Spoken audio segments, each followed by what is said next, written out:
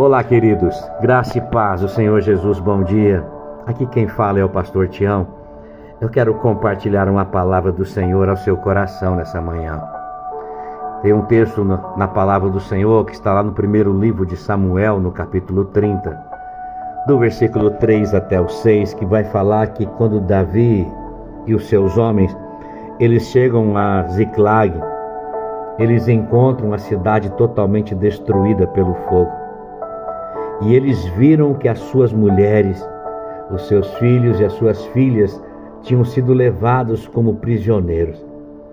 A Bíblia vai dizer que então Davi e os seus soldados, eles choram em alta voz até não terem mais forças para chorar. Meu Deus! A Bíblia vai dizer que também as duas mulheres de Davi são levadas como prisioneiras, a saber, Ainoã de Jezreel e Abigail de Carmelo. Davi então ficou profundamente angustiado, pois os seus homens também falavam em apedrejá-lo. Todos estavam amargurados, por causa dos seus filhos, por causa das suas filhas. Mas sabe, tem um finalzinho do versículo 6 que me chama a atenção. A Bíblia vai dizer que Davi, porém, se fortaleceu no Senhor, o seu Deus. Uau! Davi está voltando da batalha com os seus 600 homens. E quando ele volta para casa, havia uma expectativa no coração de Davi e deles, encontrar suas famílias. Mas o cenário que eles veem é um cenário de destruição. O fogo queimou toda a cidade, os seus pertences foram levados e também todos os seus familiares. O desânimo bate ao coração deles. Sabe, irmãos, você pode se cansar na caminhada, mas você serve a um Deus que não se cansa. Um Deus que é poderoso para te colocar de pé de novo, mesmo quando as circunstâncias tentarem te abater. Davi esperava uma coisa, mas não aconteceu da forma como ele esperava. Então o versículo 4 vai falar que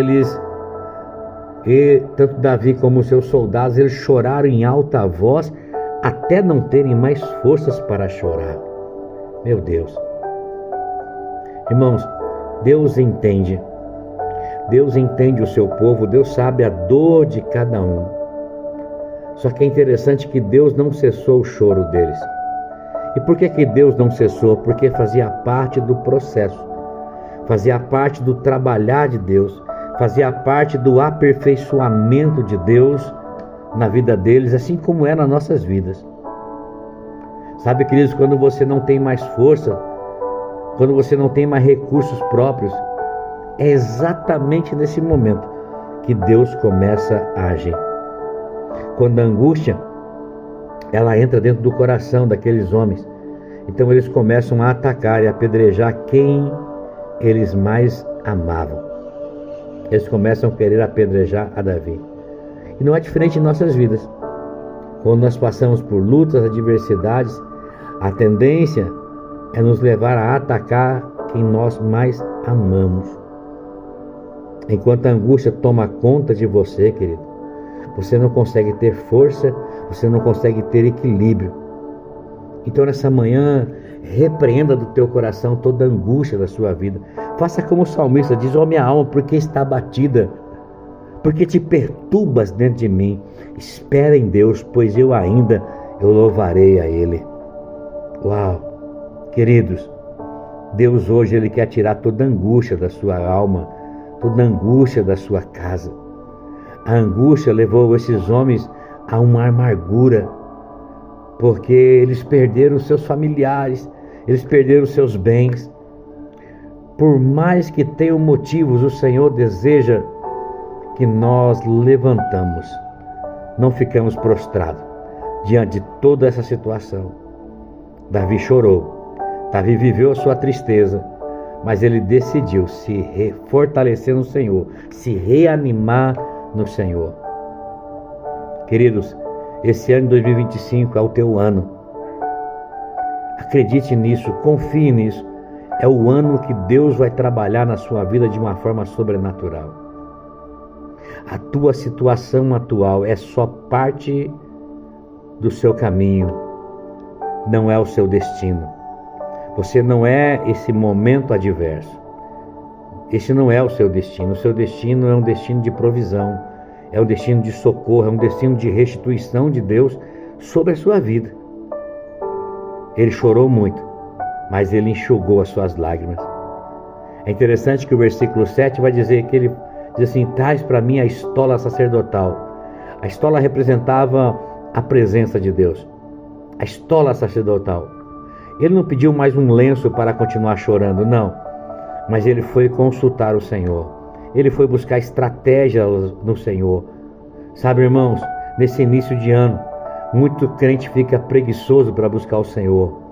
A ordem de Deus: busque o Senhor enquanto se pode achar, invoque Ele enquanto está perto. Sentimentos ou sacrifício, somos nós que decidimos. Eu vou viver os sentimentos, eu vou decidir entrar num ambiente de sacrifício. Eu vou deixar o sentimento decidir por mim e me falar o meu coração mais forte do que a voz de Deus. Eu vou entrar num lugar de sacrifício. Muitas pessoas, por não quererem sacrificar, elas dão ouvidos aos seus sentimentos. E pasme, muitas vezes elas acreditam que é Deus falando com elas.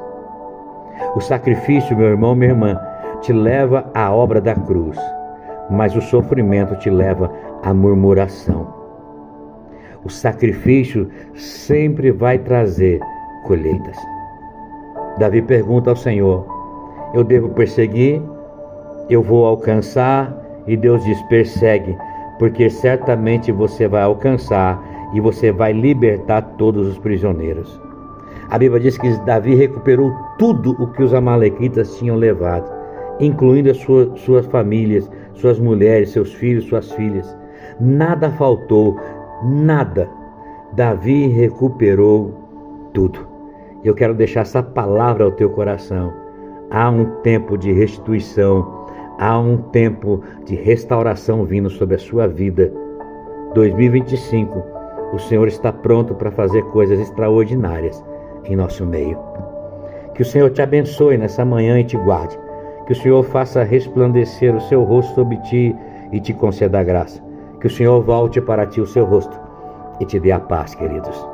Deus abençoe.